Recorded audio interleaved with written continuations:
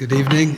I'd like to call to order this meeting of the Village of Riverside Board of Trustees for Thursday, December 7th, 2023.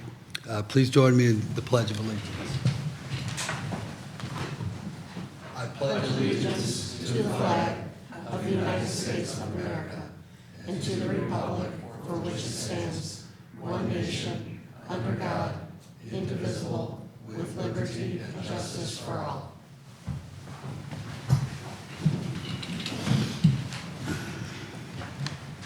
Clerk Soul, please call the roll. President Pollock. Here. Trustee Clarity. Here. Trustee Koss. Here. Trustee Marshazga. Here. Trustee Mateo. Here. Trustee Evans. Here. Trustee Gallegos. Here. Manager Francis. Here. Attorney Pickrell. Here. Also present Clerk Soul. All in attendance. We have a quorum. President's report. I have the privilege of appointing members to the Riverside Sesquicentennial Planning Committee. I would ask for a motion to appoint the following residents to the Riverside Sesquicentennial Planning Committee: Trustee Alexander Gallegos and Trustee Aberdeen Marsh Osga to act as committee co-chairs. And the following committee members: Sheila Gentile, Colleen Incandela, Diane Silva, Aaron Wieland. Could I have a motion? And Jane Lawrenson. Motion is made. Second. And, I'm sorry, Jane Lawrenson, right. Yes. Sorry, and Jane Lawrenson. Motion? I'll make a Aye. motion. Oh, Trustee Gallegos, Trustee Marshazga, second.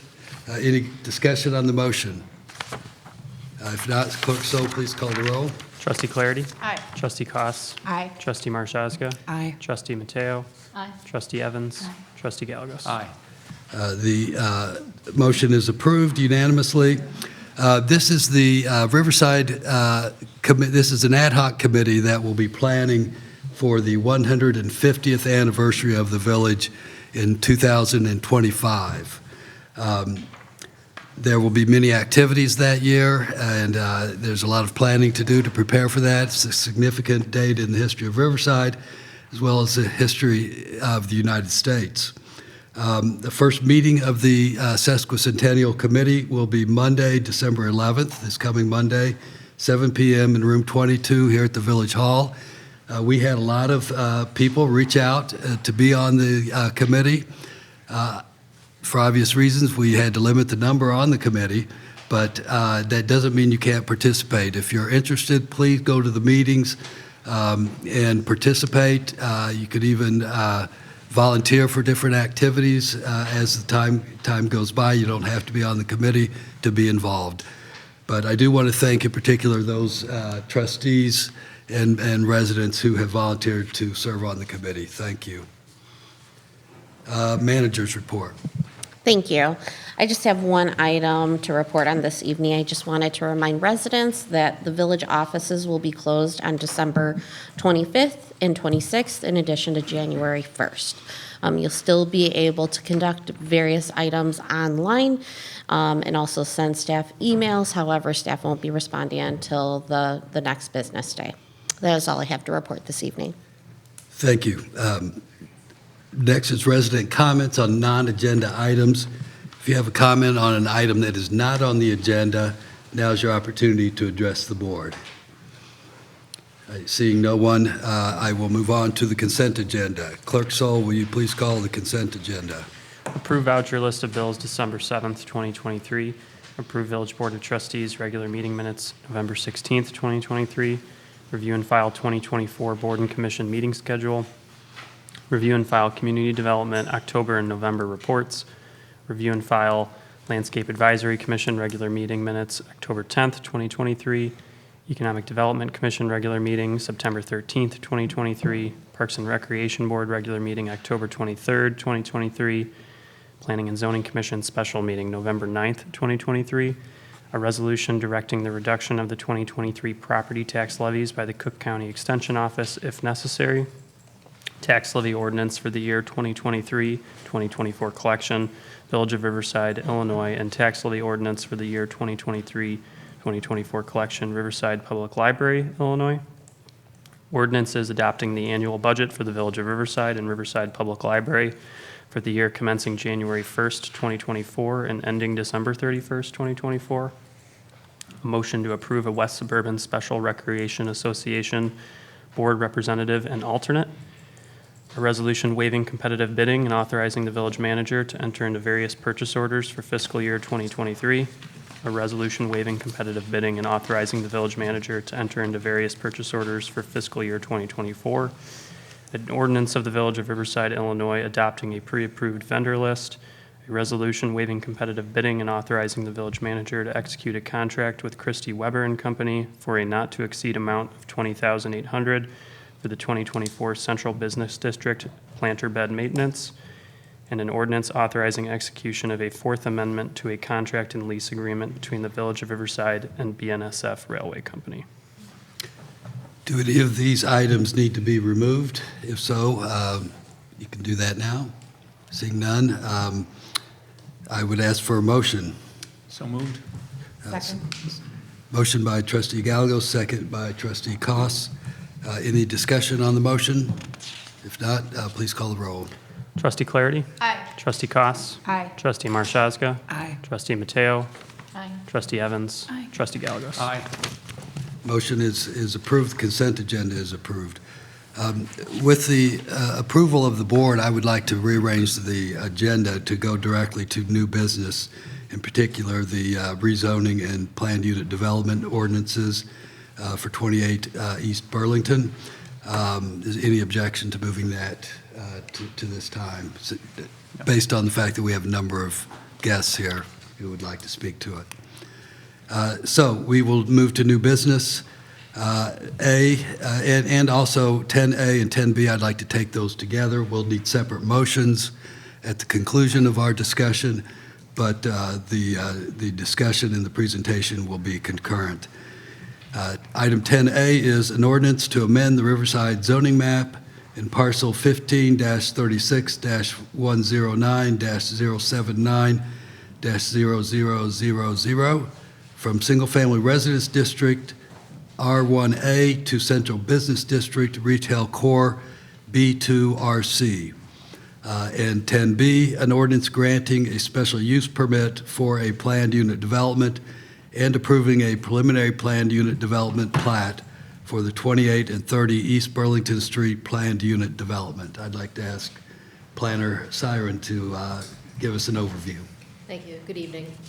Since I understand you're all quite familiar with this application, I'd just like to briefly state that the PZC recommends approval of both applications in regards to the PUD, with the exception of the request to have ground floor residential. Those two units can be live, work, or commercial by right. And the next step, if approved, would be for the applicant to present a more detailed final plan for your review and approval. If you have any questions for me, I'd be happy to answer them. Otherwise, the applicant's representatives are here today. Great, thank you. Any questions for Planner Siren at this time? If not, I'd like to ask the applicants to come forward and give us a brief overview of your project. Sure. Thank you, President. Thank you, trustees. It's my understanding that the trustees have been kind of following the Plan Commission presentation, so they're familiar with the project. So we're here to answer questions. With me, we have Pat Leone, who's the owner, and then Aaron Bruder. He is with Cage Civil, the civil engineer, as well. He's representing the landscape architect. And myself, I'm with Studio 222 Architects. I'll just give a very quick overview. I think if you're familiar with the projects, obviously in the downtown core business district on Burlington Street, just basic stats. The ground floor is a combination of indoor parking and the two live-work units along with the lobby. On the back side, we have parking, that's surface parking, which is primarily composed of the permeable pavers, which is a discussion with the Plan Commission, and then a landscape buffer along the back, as well as a fence that will run along the entire kind of residential property. And then really quick, number of units we have. This is the elevations of the project, but I can touch back a little bit on the number of floors, we have 5 floors. Like I mentioned, the ground floor is primarily parking and the 2 residential units. And then we have a total of 22 units in the building, and that's split in the upper floors. The 5th floor, to just give you some context, the 5th floor is set back. The only portion that kind of stands out to the 5th floor is that kind of northwest, or I should say southwest portion of the building. The rest of the building is mostly 4 floors with a setback, so from the street and also the residential area, it appears as a 4-story building. Again, the materials are kind of contextual to the area. We're proposing to use cast stone on the ground floor, which is the light buff color, and then brick on the upper floors with some fiber cement panels, which we have here, if anyone would like to look at them, on the 5th floor setbacks, which you can kind of see it here. But if you look at the packet, one of the sheets has the elevations on it that kind of shows the extent of it. But I think that's it. We're here to answer any questions, or if you'd like me to go over anything else, we're here. So thank you. Any questions before we go to the public, any questions for the architect or the engineer at this time? You can always come back. Just really quick, what's the square footage of the building? So total square footage is...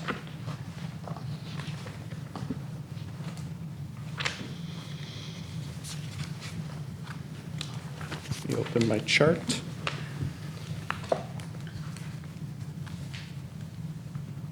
It's 51,000 square feet, and each floor is approximately 10,000 square feet. Thank you. Yep. Any other questions for the architect or engineer at this time? Okay, I'd like to go to the public. I would just ask, first, how many people wish to speak tonight? Very good. So I would just ask you to remind you that the trustees have had the opportunity to watch the video of the Planning and Zoning Commission meetings, so we're quite familiar with the project, and I ask you to, if you want to summarize your comments at the public hearing, that would be welcome, but please be brief and try not to repeat. But otherwise, who would like to speak first? Please do. Go ahead.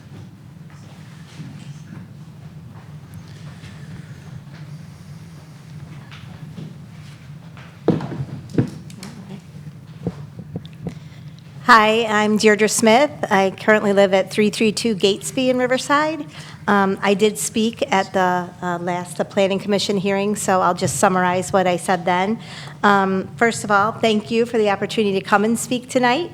My husband and I have lived in Riverside for almost 20 years, first on Addison when we moved here, and then we moved over to Gatesby a couple years ago.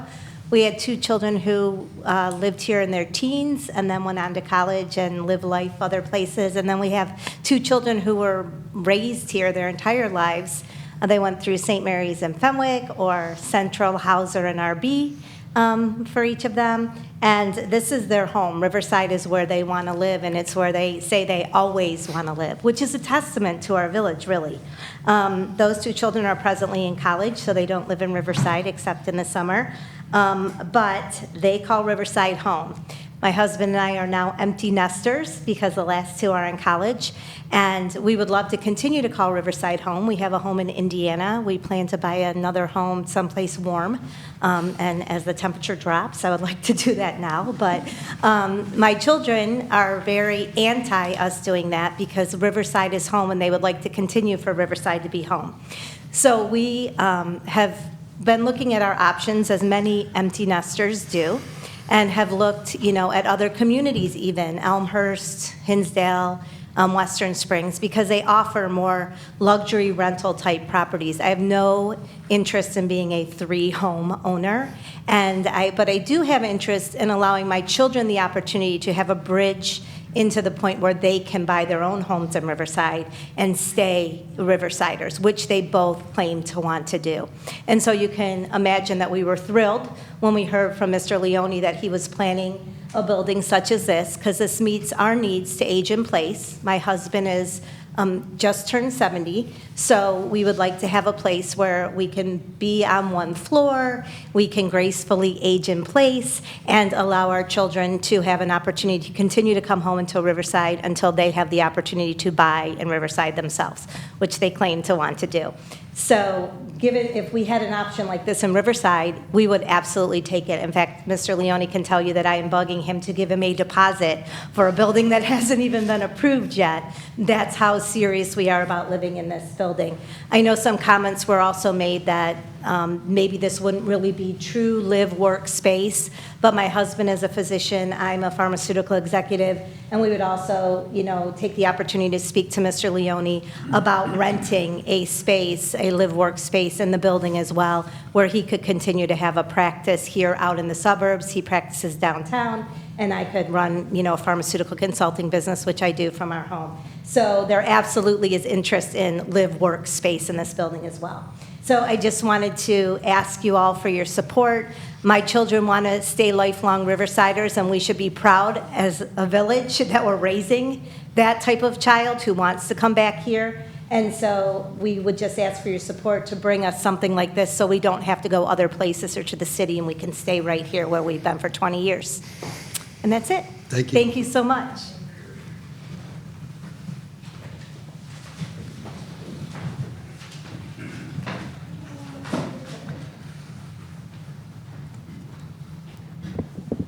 Good evening. My name is Mike Mulvihill, and I did speak at the last Planning Commission, so I'll try to be brief also. I live with my wife and children at 200 Nuttall Road in Riverside. We are 21-year residents of Riverside. We're on our third home in Riverside, so we clearly love Riverside. But the main point, obviously, anytime there's something before you, there's pros and cons, people for it and against it, okay?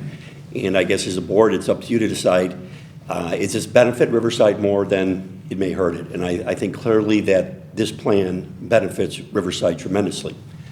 First of all, it's going to bring in revenue, I understand, a decent amount of revenue that we're not getting any revenue, basically almost no revenue out of the properties right now. Also, it is going to give a higher-end residential rental property choice to people in Riverside who are more likely to spend money in our business district, at the grocery store and at the restaurants and the various things.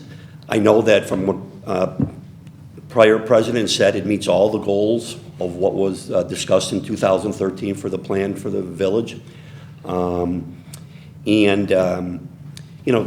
We basically had a doctor's office that was dealing drugs and a beautiful Irish store that just didn't make any money anymore. And we're going to have this really handsome, high-end rental building in its place. To me, that's a no-brainer. The village center has been a boon to the village. It's brought residents, kept residents here who are spending money in Riverside. And so overall, I don't see how this is just a huge win for the village of Riverside. And again, we don't have the biggest business district of all the towns around us. And it's not easy necessarily for our business owners to make money, but they do, I'm sure Pat Leone and Mary Leone are doing this at the end of the day to make some money too. But Peter has a grocery store in town that he's invested his money in to keep a grocery store in our town. Scott has done a wonderful job with his restaurant and upgrading it to giving us an amenity as Riverside residents so we don't have to go elsewhere to eat. Pat and Mary with their restaurant, the new breakfast place. These are people investing their money in our town to make our town more enjoyable, more livable, more usable. And I think all of them should be applauded for that because it's not the easiest town to make money. And they're taking their chance, investing their hard-earned dollars to give us something like this to replace what we had. So to me, that's a no-brainer for the village, and I strongly support this and any similar project that's going to bring in revenue and make Riverside a better place to live for the vast majority of people. Thank you very much. Thank you, Mr. Mulvihill. Anyone else in the audience wish to speak? I'll be very quick. My name's Frank Gressick, 22-plus years, resident in Riverside. I, too, think that this should be approved, unanimously approved. It will bring business. You've heard already some of the reasons why. I, too, spoke at the Planning Commission, so I'm not going to say all the things that I said before. I also am an empty nester and looking to downsize and not shovel snow and not take care of my yard and all of that other stuff. This gives me an opportunity that I didn't have before. It gives other people an opportunity that may not be able to buy a high-end condo, but they can go into a very, very nice place and live in this live-work community that will grow our community. As Mr. Mulvihill said, that will bring more people into our community to spend money in our community. And I think that's very important. I do work for a transit agency, and I do take transit every day, and this would be a really good opportunity for me to walk 27 steps across the street and take Metro downtown. So I think that you should approve this. Thank you very much. Thank you. Anyone else wishing to speak tonight from the public? Seeing none, I will move to the board and ask for questions or comments or discussion at the board level. Anyone?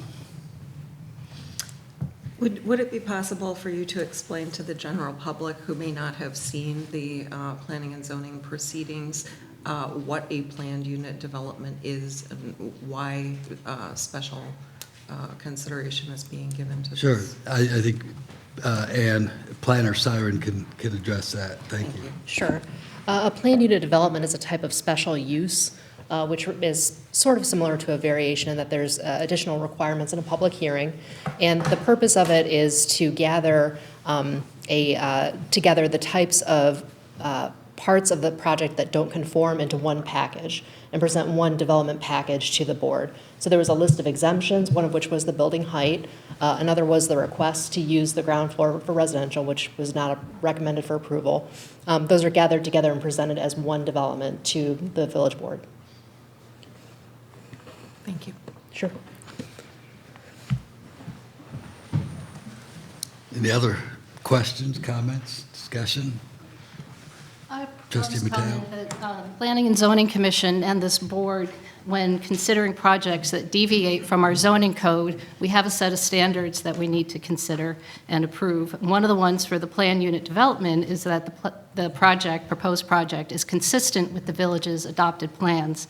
Mr. Mulvihill referenced one of our plans, the CMAP Central Business District Plan that the village adopted in 2013.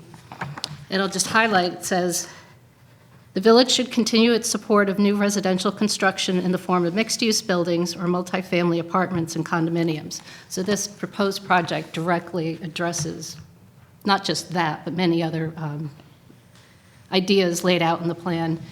And the C4 Climate Collaborative is also encouraging consideration of mixed-family developments, particularly in the Burlington area. So I think by far this definitely fits our plans, what we want for the village. And I also want to highlight that this project is not adhering 100% to our zoning code, but we can approve it based on the public benefits that it will provide, such as housing, property taxes, green infrastructure, water retention. There's a whole list of items that the village as a whole will benefit from if this project goes forward. Thank you. Any other questions or comments? I just would like to comment that this does not have any precedential value as far as future developments because energy and building codes are going to be changing in the horizon, and each planned unit development is taken under its own terms at its own time, correct? That's correct. Thank you. So there's no precedential value whatsoever. Every zoning decision is unique to the property at issue and is not applicable in any other situation. Thank you. If there are no other questions or comments, can I get a motion first to, let me get this straight for the record. First, I'd like to ask for a motion regarding an ordinance to amend the Riverside zoning map in parcel 15-36-109-079-0000 from single-family residence district R1A to Central Business District Retail Core or B2 RC. I'll make a motion. I'll second. May I clarify? There's a motion to approve the ordinance. We said a motion regarding, just to clarify. I'll make a motion to approve. Thank you.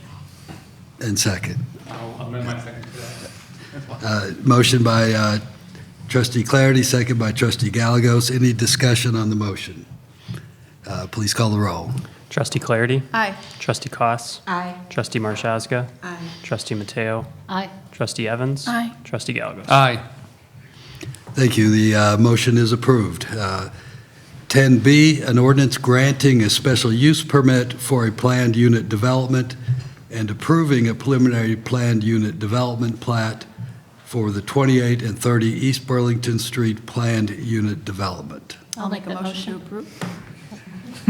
I'll give this one to trustee Mateo. I'll stay out of this one, too. She didn't get in on the last one, so.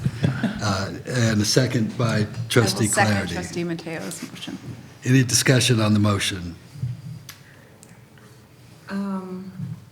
I do have a question about the energy efficiency requirements or the inclusion of those components in the project. The way that I'm reading the materials, it sounds as though they are being proposed or considered, like not all of them are firm. And I would like a little more clarity on how that plays out with. Sure. So we spent a good bit of time preparing the ordinance. I'll let Attorney Pickrell address that too, but this is our first planned unit development ordinance, so we wanted to make sure we were comprehensive, but Attorney Pickrell? So when we approve the ordinance as currently drafted, and it places a number of conditions on this plan unit development. Now, there's plan unit developments operate in two phases. There's a preliminary plan, which we have right now, then they're going to have to come back within a year's time to have a final plan, which will flesh out a lot of details. I mean, it's going to look substantially similar to what you have, but just with greater detail. And one of the conditions is that as part of that final plan, the village board has the option to require information concerning the energy efficiency of the building. What that is not specified at this time. You can apply, there are energy efficiency codes. If you elect to apply that code, perhaps you want to apply something more stringent, but basically they're going to provide you information, and this, if you are unsatisfied with the level of energy efficiency of the building, that could be a basis to not approve final PUD. And I would add that all of the terms and conditions and the plans and documents that were submitted to the Planning and Zoning Commission are incorporated into the ordinance. Correct. So it's very clear in the ordinance that, the PUD is subject to all of that was discussed at that level. I very much appreciate the explanation and clarification of the phases of the project and what is under consideration presently, so thank you. It's kind of a sui generis thing in zoning law, and it's a little confusing. Yeah, there's one more phase. We're just improving the concept, and then the details will be forthcoming. Okay, got it. Any other discussion? Seeing none, roll call. Trustee Clarity. Aye. Trustee Koss. Aye. Trustee Marshazga. Aye. Trustee Mateo. Aye. Trustee Evans. Aye. Trustee Gallegos. Aye. The PUD ordinance is approved. I would like to thank the applicant, the architect, engineer, and in particular, Mr. Leone, for his contribution to the village in bringing this project forward. Thank you.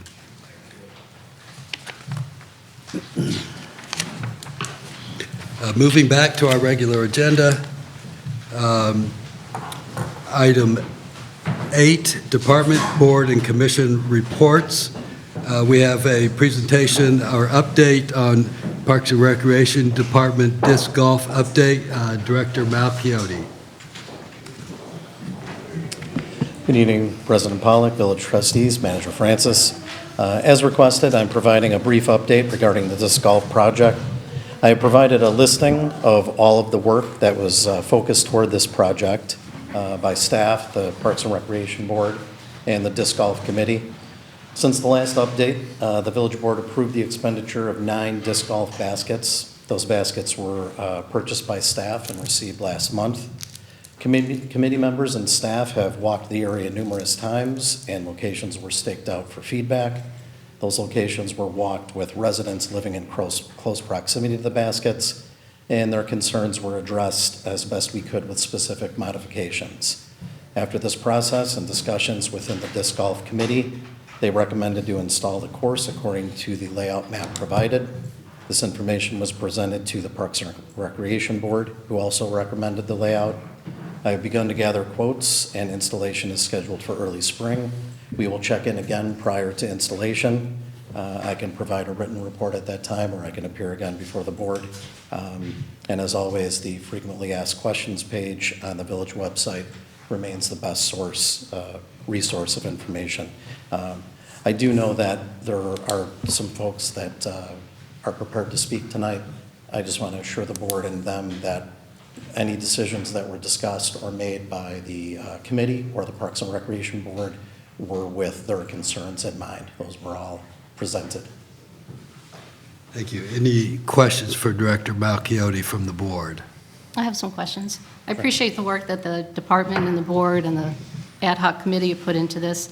I have some questions about the last Zoom meeting that the committee had. We all received a letter from Floss asking for consideration of separating active and passive recreation. Did the committee discuss that? And if so, what was the nature of it? They did. So the committee is made up of mostly people with disc golf experience, so they can't speak with any kind of professional opinion as far to designate active versus passive. But it was discussed. One of the things we talked about is based on the feedback itself. We received feedback that some people had concerns with the disc golf baskets near the cabin because of the activity. So if that's a concern, then I don't think you can consider that a passive area in the same respect. Obviously, there's activity going on, just like there's activity going on by the ball fields. So we did discuss it. There was obviously thought given to it, but still given the space, playing off the parking lot, making it a natural loop for all the users involved, they still voted to use the area near the cabin. And was there discussion of LAC's recommendation to have all the holes be east of the driveway? They were. It was noted at the committee level and the Parks and Recreation Board level. The concern there was that if there was, again, by prior feedback, there was safety concern about people throwing against, kind of the disc traffic as well as the foot traffic, compressing that in onto one side of the driveway would just increase those variables. Okay, last question. When we last talked about it out at the site, you said that you would try to lay out having those 3 courses closer to the river on the south side of the ball fields. Was that ever sketched out? No, that was discussed, and the one thing that I didn't mention, committee members, I wasn't present, committee members did bring portable baskets, so they did lay out different options, and I believe they looked at that, but it didn't fit kind of in their vision. Again, I think they were worried about if you go toward the river, you have to come back, and now again, the area between the parking lot and the ball field is not as expansive as other areas, so creating that loop, they were worried about the cross traffic.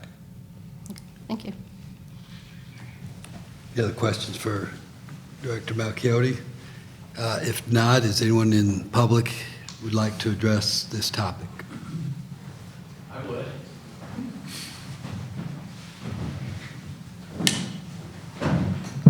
Hello again. Mike Maloney, 290 Scottswood Road. I continue to be dismayed that those 3 holes around Scout Cabin in the green space continue to be in the plan. This project would be clean without that entanglement. So as we continue, I encourage Parks and Rec to continue to look at alternatives to those 3 holes, because there is absolutely an entanglement between active and passive recreation there. Now, I want to go back to one more quick point. The last time I addressed this group, and I very much appreciate the opportunity to do so, I raised an issue around jurisdiction. And when I reviewed the the policies of the village. It lists the parkland that is the responsibility of Parks and Rec. I observed that those definitions were a little bit vague as it related to the land that was going to be encompassed by this disc golf plan.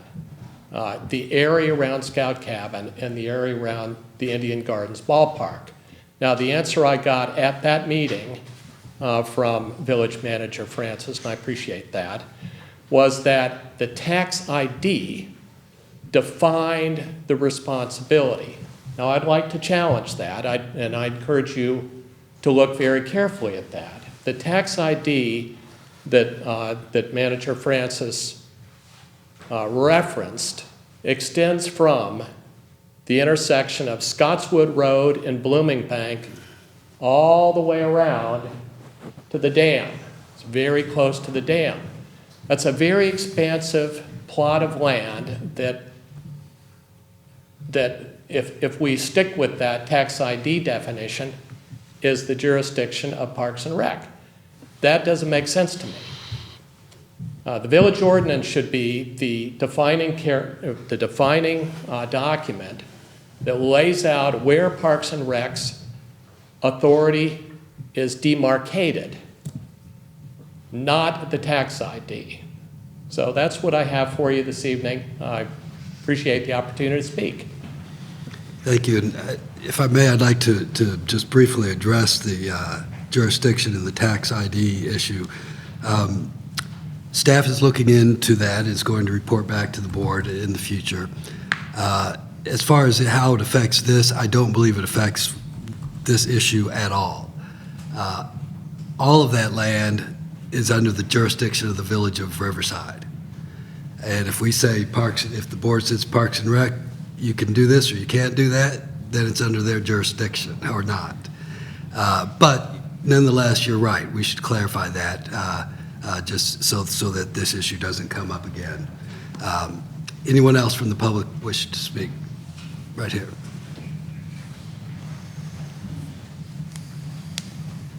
Hi, my name is Yvonne Lucero. You've seen me here before. I'm the current president of the Olmsted Society. And actually, my questions are a little broader in terms of some things that had been cited previously in this discussion, which were better understanding what the residents of Riverside really feel their needs are. Now, I see referenced in tonight's agenda approval for a company to go forward with their survey of the community in 2024 to look at what residents feel that they need and would like to see in terms of village opportunities, development, and so forth. So my first question actually is, do we know, bearing in mind that the contract has to be not only approved but go through, do we know when the sort of goal date for this would be? I would certainly hate to think that it would be in December of 2024, after a good many other things could have taken place. My second point is only with respect, again, not so much to the intricacies of the tax ID issue, but if we don't have that information about what people may prefer to see or not see, would in fact the question of disc golf be on that particular survey? Once it's a done deal, I suppose we wouldn't ask them about it, but it might be curious to know what would their input be, even if the course is 50% finished. How do people feel about it? And I think that that question should be included in any survey that is developed for our community and hopefully executed within the first, perhaps, quarter of 2024. Thank you. Kathy in the back, either one.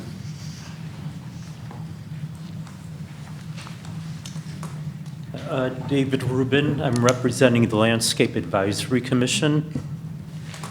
Landscape Advisory Commission recommends a total of 9 disc golf baskets be located on the east side of the driveway leading into Indian Gardens, with the land at Scout Cabin having no permanent installation of sports equipment.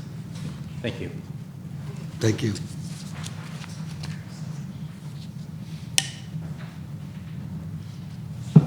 Sorry, yes, please. Hi, I'm Kathy Maloney. My husband and I have been here 30 years, and we've also had 4 homes here in Riverside in just about every quadrant. So we're familiar with the parks, we're familiar with the green spaces all throughout the village. We love the work that the Parks and Rec group does. But in this case, I am against the 3 baskets located in the Greenway area. And I encourage you really to look at it again. This is not a trivial decision, although I realize you have many weighty decisions that you look at. It's not trivial, because in the past 150 years, only twice was I able to find an instance where public green space was appropriated from being passive green space to active. And in those 2 instances, it was first in the Depression when most of our parks were built, because money was available from the feds to do this. And we had to build things in order to get that money. That's the first instance. The second instance many of us know, and that is the Turtle Park 1960s Petunia War-esque situation. It caused a lot of division in our community, but it did lead to our National Historic Landmark status, that discussion. I wouldn't want this to be as controversial as that. I don't think it needs to be, if those 3 baskets are taken out of the Greenway. I think Ron said that he addressed the issues. I don't agree with that. There are 4 reasons why I think we should not have the baskets in the Greenway. First is safety, and you've heard a lot of the local residents talk about that. If you have not gone out to the PDGA website and looked at the various instances where there is bodily harm caused by disc golf, please do so. The second reason is consistency with Olmsted design. If you walk 30 steps from here and turn into the village office, you will see mounted on the wall the significant aspects of Olmsted design. Look at number 2. It specifically says separate passive and active recreation. It was a key Olmstedian principle that he did in just about every design he did. And there was a rationale for it. It was not for aesthetics necessarily. It was to separate things, so for safety reasons. So with landscape being the most important element of our National Historic Landmark status, I would ask you to reconsider this. The third reason has to do with the historic nature of that land itself. If you like, I can send you instances of all the historic people and expeditions that went through that land. I'm talking post-European settlement. I'm not even going to address the fact that this is a Native American place as marked on the general plan and as well known throughout the area. Early botanists came here. Their findings in that area are logged in all the herbaria of the area of people like Professor Babcock. Dr. Henry Coles, who's called the father of North American ecology from the University of Chicago, brought groups there to study the land. Dwight Perkins, Jens Jensen, all brought groups there in the progressive area to study that land.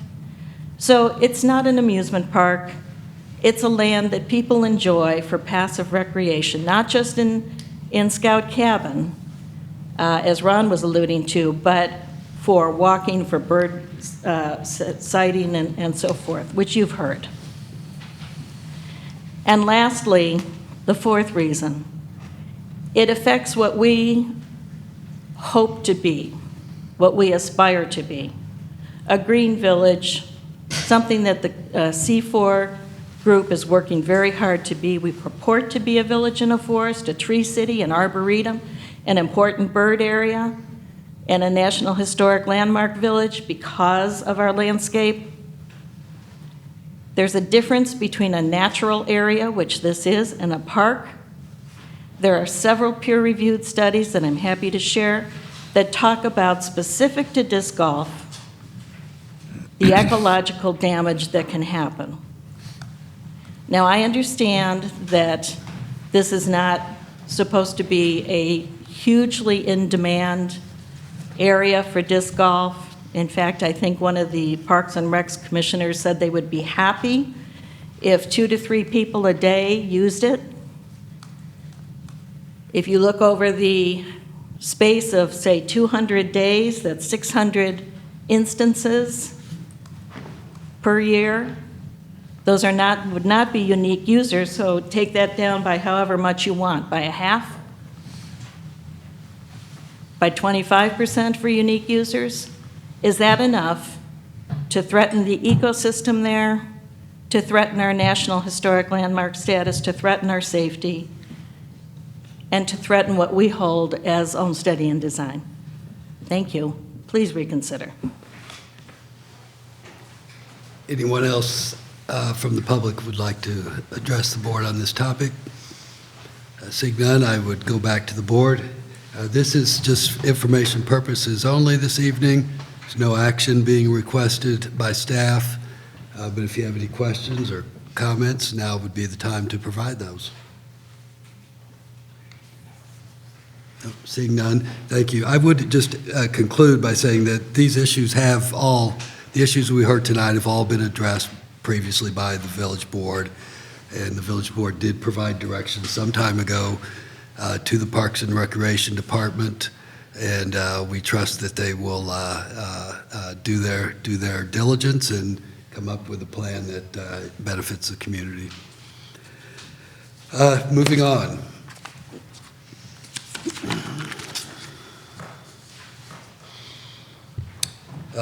Pending business.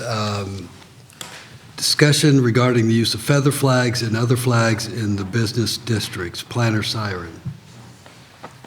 Thank you. This has come before you a couple of times, and I'd just like to note that the PZC re-reviewed their previous recommendations and changed the recommendation to recommend 1 feather flag or wall-mounted flag per business, and that they allowed them to be displayed up to 90 days in a calendar year. And just a couple of other notes. In the staff memo, I mentioned 7 sites in the B1 district, which is the area largely along Harlem Avenue with a couple of sites on Ogden Avenue and East Burlington. 7 sites that couldn't use those flags due to constraints, basically the building being too close to the public right-of-way. There are about 20 sites that could use the flags given the current standards. And Trustee Marshazga had mentioned whether the village could provide an exemption to feather flags only for those businesses or whatever business might occupy the train station, the incubator space. And consulting with Village Attorney Pickrell, we noted that any kind of exemption to the feather flag rule would need to be based on a rational basis. The rational basis could be that space, due to the fact that it's in a train station and you may not assume that there's a business there, or due to the design of the building and the way you approach it, may be less visible, could provide an exemption for the standards. If the board supports the PZC's recommendation or other recommendations, staff will draft amendments to the sign standards and present them to the PZC at an upcoming meeting. And I'd be happy to answer any questions. Any questions for Planner Siren? I just have a question. So you just would, I'm thinking if you're at the train station, you would just apply for an exemption then? You'd apply for a permit. Okay. That's the assumption. And if they apply to business districts, you could also apply for okay. Permit. Any other questions? If not, discussion. Trustee Marshazga? I don't have a question, but I just noted the other area communities in which feather flags are entirely prohibited. And they include Brookfield, Berwyn, Hinsdale, LaGrange, Oak Park, Westmont. I think given the potential number of properties which would qualify to have these flags for, 10-foot flags for 90 days at a time, it just seems that we're opening the door to a number of unintended consequences visually, and also keeping track of everyone's time periods that may be applying for these, opportunities would impose a burden on staff that also might not be fully anticipated at this time. So I would be more in favor of carving out a single exemption based on the occupancy of the train station for this particular purpose. Other thoughts? I'm still not in favor of allowing these signs under any condition. I understand Gears to You has put up a wall sign over the door. It's been up there a couple of weeks. I saw it yesterday from Guthrie Park. So there's an opportunity to collect data to see if that sign and the sandwich board and everything that you have there is effective at getting, it's a weird situation, right? It's a weird place to have a business. I'm sympathetic to that, but I would like us to exhaust everything else before then, including, it's a registered building. Can we put a blade sign on there for incubator spaces? You'd have to get it approved by Preservation Commission through a certificate of appropriateness, but you could. Okay, so I think we have other options. Others? Trustee Gallagher? I would like to try this for the year of 2024, and let's see how the summer of 24 pans out. I know everyone's fear is that everyone's going to jump out and buy these flags, but, we're unique here. I don't think that's going to be the case where people should be afraid of stuff. So I'd like to have a trial period for 2024 and send a memorandum of understanding to any business who wants to put these out, that this is in a trial period, and if you want to make the investment, go ahead and do so, but we're going to look at it and see how it goes. Trustee I prefer the permanent signage that would come with a blade sign that would look similar to what we have along Quincy. I think that looks nice and classy. I am in support of following the PZC's recommendations. I think it is sufficiently tailored to our interests. I'm troubled a little bit by the concept of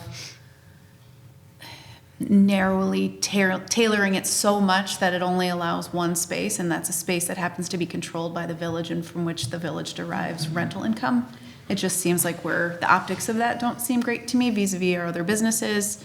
I do like the way it is thoughtfully designed here, that if someone is interested in this, that they have to go through the process with the village. There's a multi-number list of rules and regulations around it. It is not a free-for-all.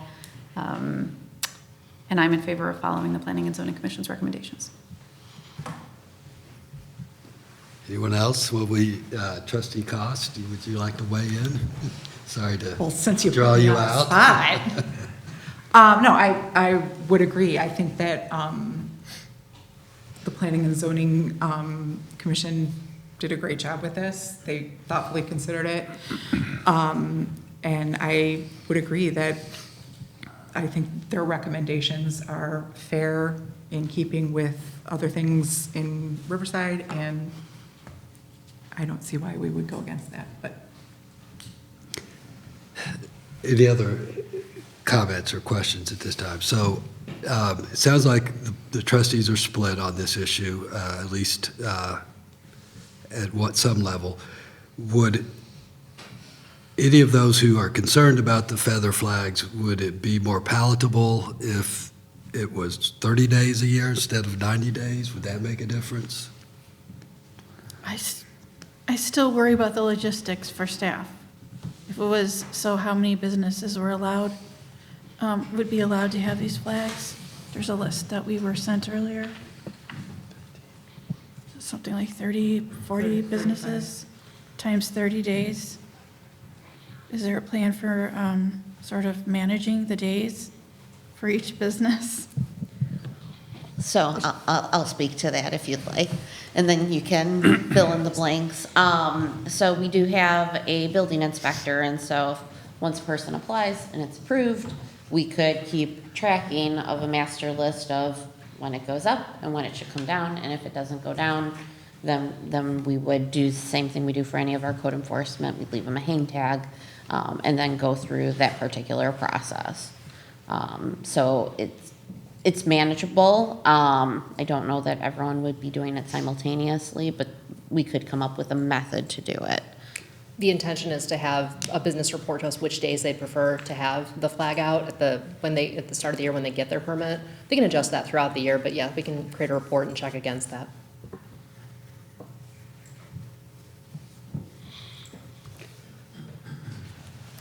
So what we're being asked, we don't have an ordinance in front of us, correct? So we're just, I suppose staff is just asking if we want to proceed with an ordinance or not. Is that a fair way to summarize it? Yes. It seems apparent that I would have to vote based on what everybody is saying.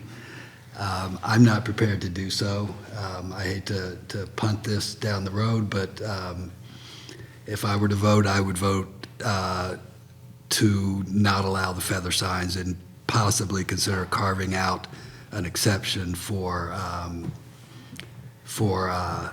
the train station because of its unique nature. It's all public property. There is no private property. It's not in a business district per se. So I think there is justification to carve something out for the train station, whether it's a feather flag or some other option to give that more identification. So I guess having said all that, I've talked myself into asking if anyone wants to make a motion to direct staff to prepare an ordinance or not to prepare an ordinance. Is that a fair way to ask?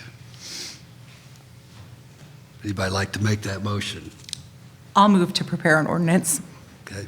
I'll second. Second, motion by Trustee Cost, second by Trustee Gallegos. Any discussion on the motion? You know, I just want to make one comment, and I think it's something that came up earlier in this meeting when we were talking about the building. I think it's very difficult to do business in Riverside. It's very difficult to make businesses go, and I think that you know, we want to encourage business in Riverside, and I understand we need to balance that against the historic nature of our town. But I do worry that if we start putting a lot of restrictions on being able to attract people to a business, we start to make it less desirable to have a business in Riverside. And I'm not necessarily saying that this is going to be the dagger kind of thing, but I do think we need to take into consideration, yes, we need to take into consideration the historic nature of Riverside, but we also need to take into consideration the benefits from having businesses in Riverside and the benefits of maybe a feather flag over having empty storefronts. Any other comments? I would just like to say that there isn't necessarily a correlation between one's preference for feather flags or not in a community and its historic nature. If you look at the list of communities that do not allow feather flags, they include communities with many contemporary buildings such as Berwyn, Brookfield, Hinsdale, LaGrange, Oak Park, and Westmont. So that is not a correlation in that instance. I would say that those trustees who have some concerns with feather flags also are very much supportive of our businesses. So I also don't think that is a fair characteristic. I think it is possible to continue the current policy on signage without impacting one way or another our businesses. As I mentioned, I would be in favor of a carve-out for this particular historic structure that is not typically a commercial structure, and the business that is doing its best to operate there right now. It would be applicable to whatever business occupies that space. But much like many of the communities on this list that prohibit the feather flags, there isn't a compelling need to go down that path for the success of our businesses. We can support them in many other ways, and we do. Thank you. Question, did the EDC weigh in on this? Yes, the EDC initially weighed in, and Okay. that was a few months ago. Just want to make sure. And I'm sorry, it just specifically, they did support the use of feather flags, or the allowance for feather flags. Thanks, I just wanted to get that. Sure. But have we heard from the Chamber of Commerce regarding this? I don't know that we've heard from the Chamber of Commerce, no, and I'll reach out to them. It's curious. So when this first came up to the board, I was a trustee. And at that time, I indicated support for it. But I was thinking in the context of a special event, a business is having a special event. And they want to add some gala to the event and attract more attention for a specific event or number of events. With that in mind, I had always pictured in my head something more along the lines of a 30-day limit. Would either one of those who made the motion consider amending the motion, or anyone want to amend the motion to limit it to 30 days instead of 90 days?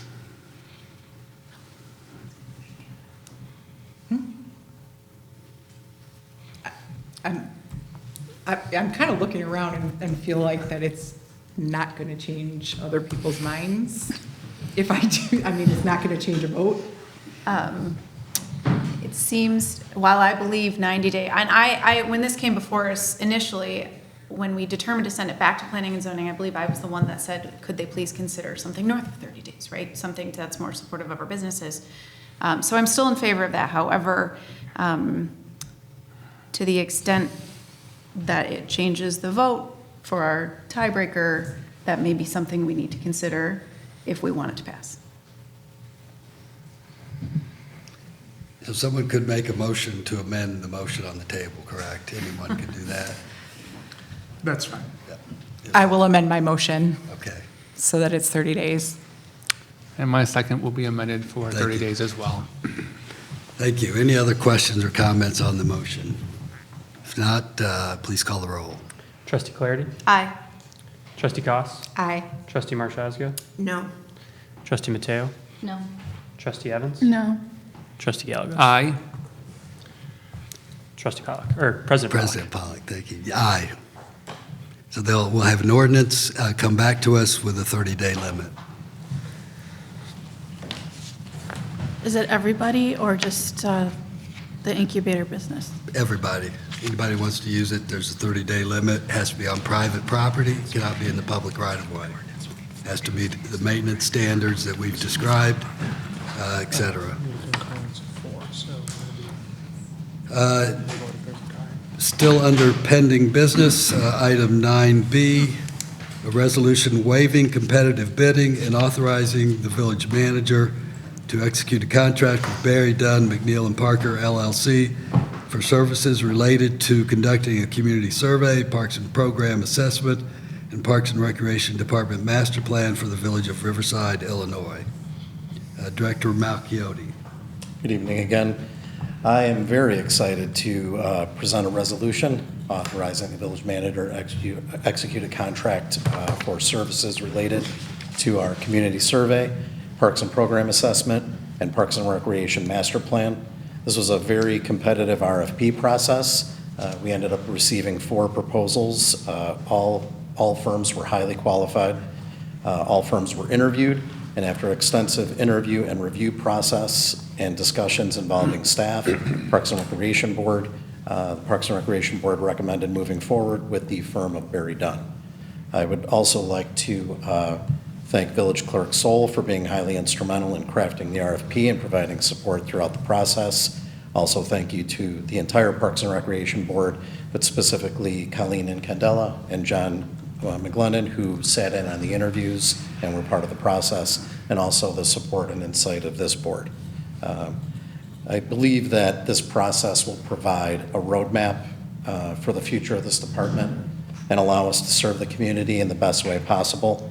As a director, I'm excited to begin working on this initiative, but I'm more excited for the community to help shape the future of the department in a way that was never possible before. Thank you. Thank you. Any questions or questions of Director Malchiotti? No. Seeing none, any discussion on this topic?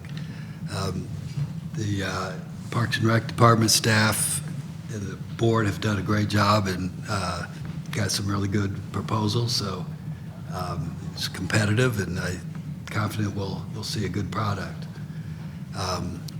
Anyone like to make a motion? I would like to make a motion to approve this. I'll second. Motion by Trustee Koss, seconded by Trustee Evans. Any discussion on the motion? If not, please call the roll.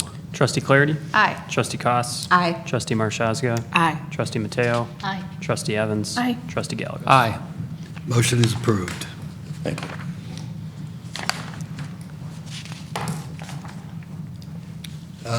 Item 10C, future capital funding for streets. Manager Francis. Thank you.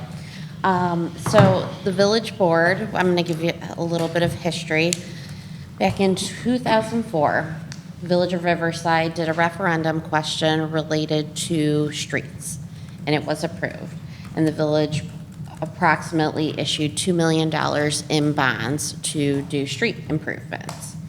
And there was an ongoing discussion from 2004 through 2014 about once those bonds, those payments retire, that the village would go out for a referendum again to ask for reissuance of those bonds of $2 million. And those funds would then be utilized for street improvements. And so that is what we did in 2014. And so those bonds will be repaid at the end of 2024. And so if the village board chooses to once again go out for a referendum to then issue bonds again for that same amount or similar amount, because obviously interest rates change, then we would need to make some decisions over the next couple of months. And so Director Johns provided kind of an outline of different revenue streams that we get for streets. And so non-home rule sales tax was put in place, so those funds are specifically allocated to streets. It cannot be streets and sidewalk improvements. It cannot be utilized for anything but. We have motor fuel tax, which we can only be utilizing for those purposes as well. And then we apply for various grant funds and then debt. Included within the packet, and I also printed out copies, are tables both from the capital improvement plan document, which the initial document included referendum debt of the 2.1 million. So you'll notice under 2024, it says, it has under revenues, the very last line, it has revenue debt issue or referendum debt issuance of 2.155. There's another schedule that has street infrastructure improvement, property tax increase, and nothing under 2024, but under 2025 and subsequent years would have the equivalent of what a permanent tax levy would look like. And so we brought this before you. It was suggested previously by President Pollock many years ago, and has brought it up at subsequent years about creating more of a permanent tax stream, property tax stream, versus doing referendum debt every 10 years. And why do you do that? Because there's issuance costs. There's costs to doing that type of business, and then you also have interest costs on top of that. And so really trying to maximize what we're leveraging these tax dollars to be able to do for the residents. there's also a lot of time spent with every debt issuance. So being mindful of those different pieces. And so Director Johns had put together a schedule to show you the other thing to note, that if the board decided to go down the path of not doing the referendum for streets, for the debt issuance, and instead of doing a referendum question about a permanent property tax levy specifically for street improvements, we wouldn't have that cash up front, that 2.1 million.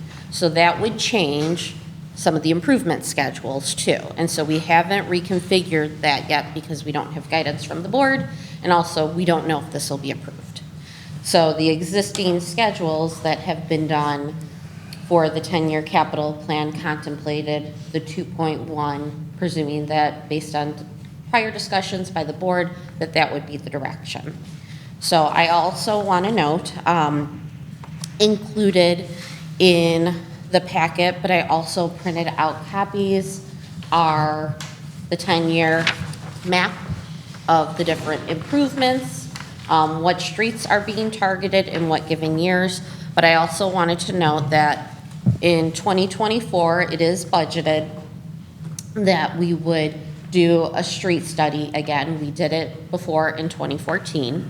And so doing it every 10 years is a best practice to assess where our streets are at, which ones should be of higher priority, and so we may have to somewhat reconfigure our street program. But also, our street program is very intentional and deliberate as it relates to other infrastructure, because the goal is we touch that street once, not just what the street itself, but we're also analyzing and evaluating what's underneath. Sewer capacity, water main capacity, things of that sort. And then also addressing the lead service lines. So additionally, you'll see I have these different debt schedules that Spear provided to provide an illustration of if we issued 2.1 million, which would be essentially status quo. If residents approved it, there wouldn't be a property tax increase. It would remain status quo related specifically to that line item on their bill. And so we would pay approximately $500,000 in interest over the 10 years. The next schedule is for an issuance of 2.65 million because you have to remember that 2 million has never been adjusted for CPI.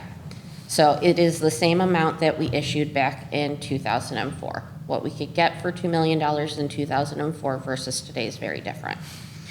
And so I had asked Spear, please adjust it for CPI so that the board can see what that would look like.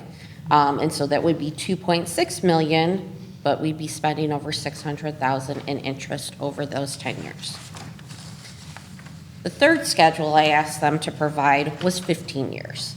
Now you can go all the way up to 20 years of a debt issuance, but you're going to pay more interest, but you'll get more principal upfront. And so if we did a 15-year debt repayment cycle, we would get 2.9 million, but we pay over $1 million in interest. So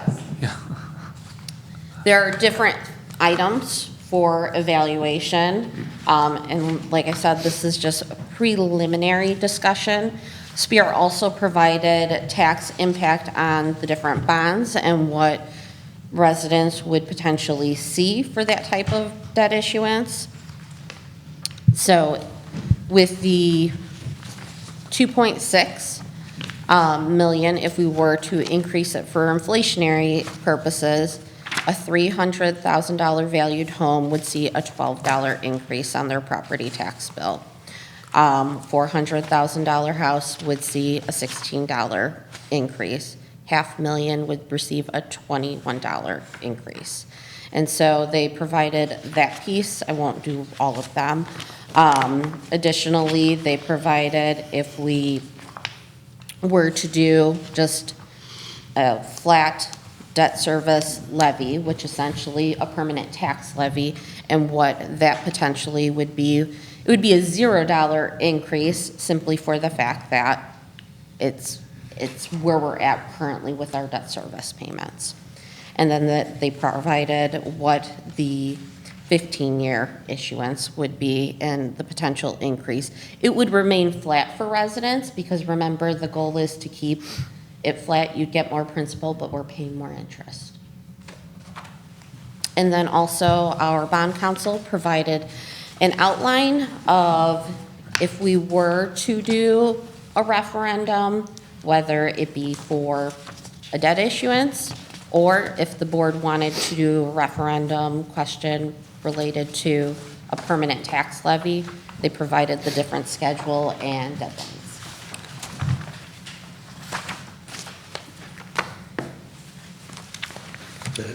That's one way to clear the room.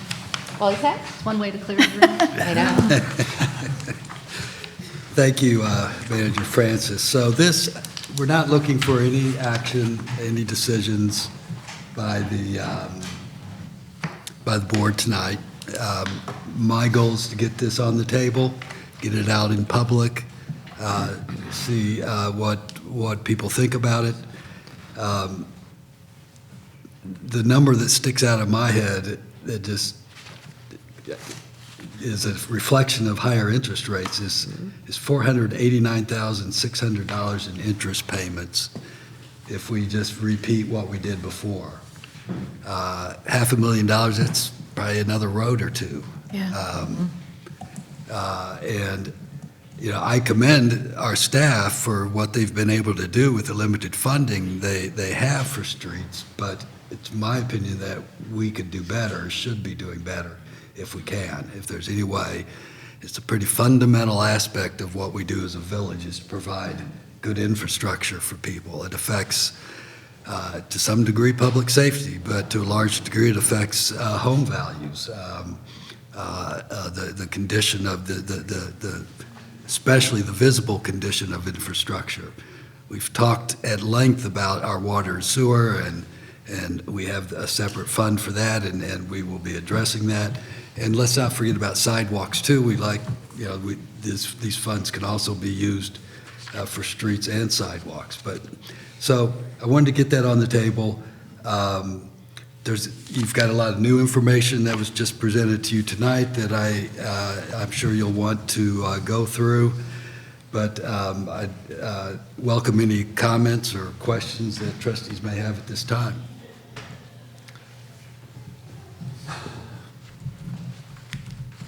None?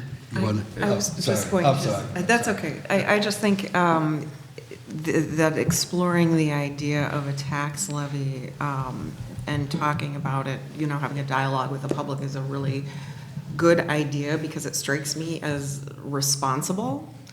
You know, better fiscal management and, you know, doing more with limited resources in a way that will not impact the bottom line tax bill, it appears. So I think, thank you for raising this. Anything else? I would be in favor of a permanent as well. I mean, we're going to permanently be using our roads. They're not going to go away, so we're going to need this on an ongoing basis. Yeah, It just seems more prudent to go that route. I don't think there's a wrong or right answer here. But I think, as Trustee Marszalska pointed out, we have a responsibility to spend the taxpayers' dollars wisely. And so that's why we need to look at this, and we need to get feedback.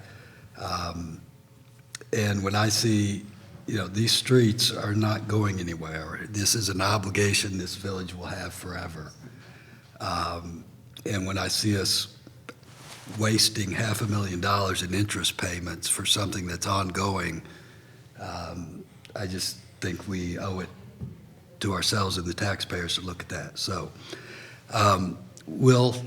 staff will continue to look at this, and we'll bring it back to you at some point. What is? Would the board like do you want us to update and adjust the schedule for capital planning purposes to do the permanent tax levy? Because that requires us to bring in our engineer and also Public Works Director to kind of reformulate that plan. And that's fine. It's just I want to make sure that we're giving you the tools to have meaningful conversation for these different pieces. That would be prudent, yes. And then the other subsequent question that I have would be, is there any consideration of doing 2 referendum questions? Because if one is not successful, the debt drops off at the end of this year.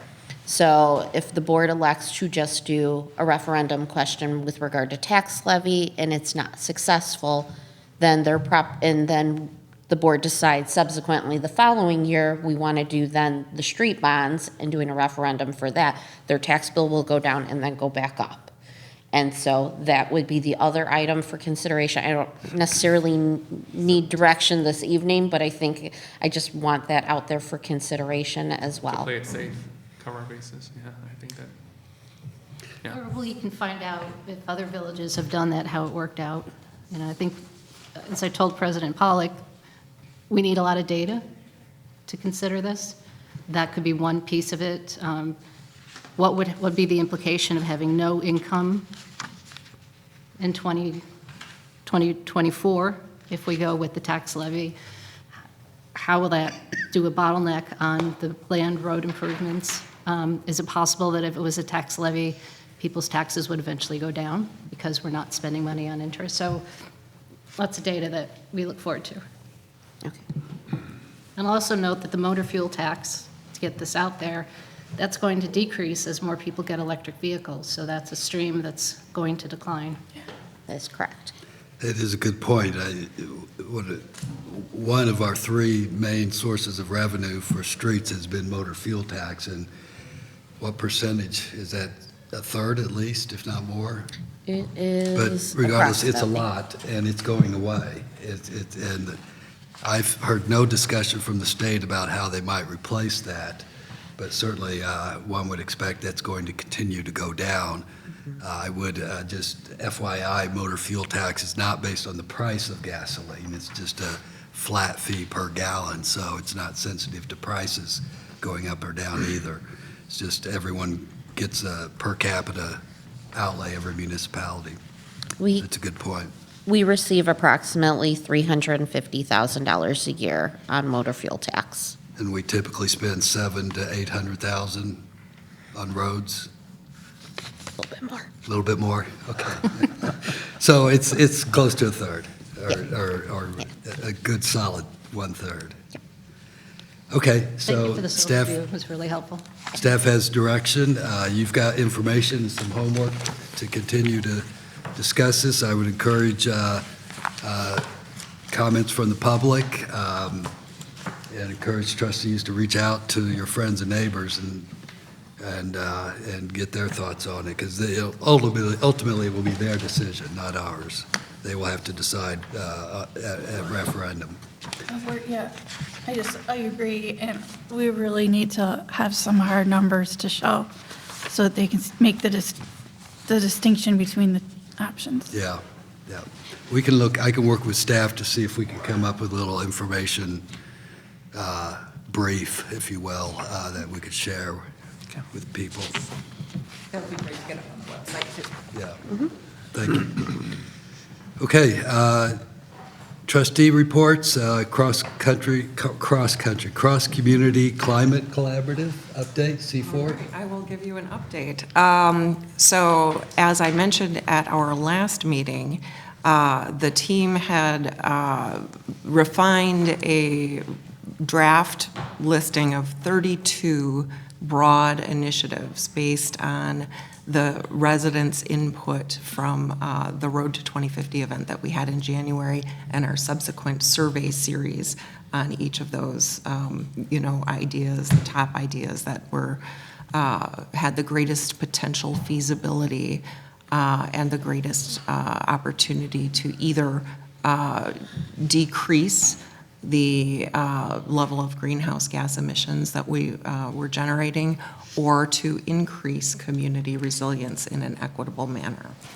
So we put those initiatives forward to all of our other taxing bodies, the library, both School District 96 and 208, the township, Chamber of Commerce, village commissions, and also to the Brookfield Zoo for some feedback on the general direction of these 32 initiatives forming the framework of a future climate action and resilience plan for the community. They have until December 15th to get us their comments back, and then the team will work with those comments to further refine the plan and have something presentation ready for the residents and other community groups in late January. In the meantime, while we were awaiting all this feedback, the C4 team hosted our other communities in a interactive climate action simulation that was using software called En-ROADS, developed by MIT and a group called Climate Interactive.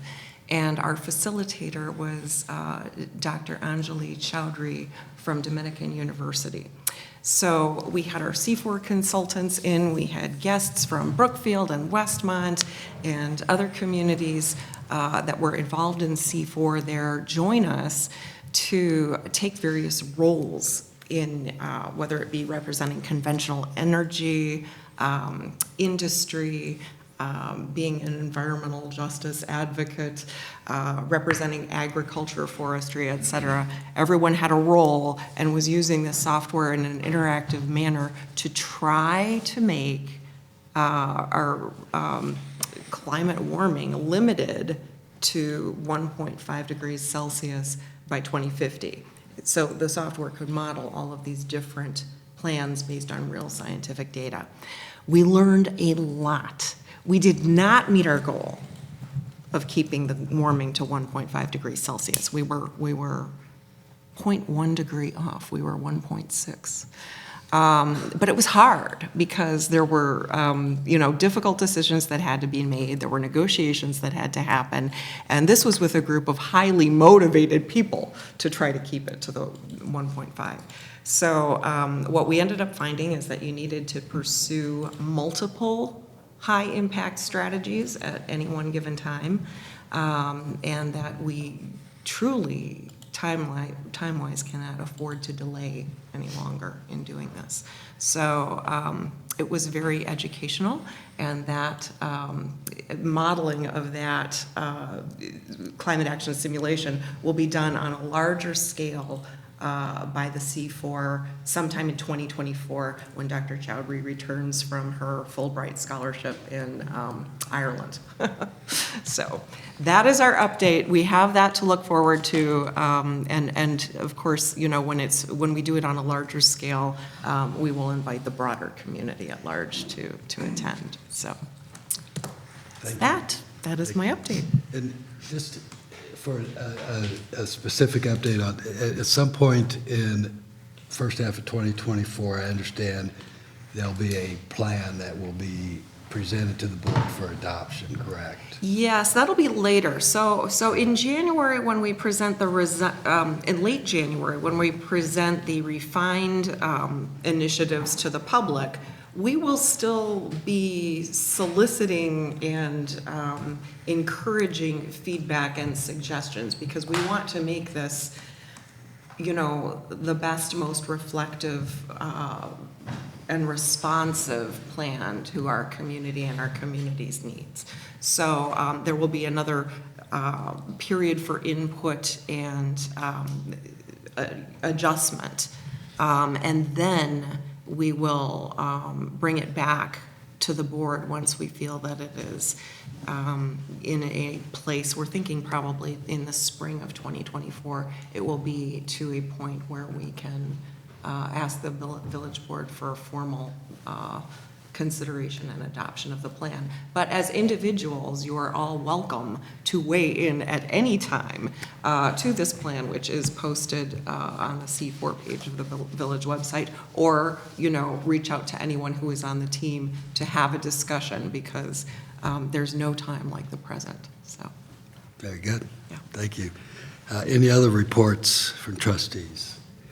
I did want to add one thing. We had, in our draft agenda, we had the strategic goals listed, and we pulled that off knowing that this was going to be a busy meeting and a busy week for staff.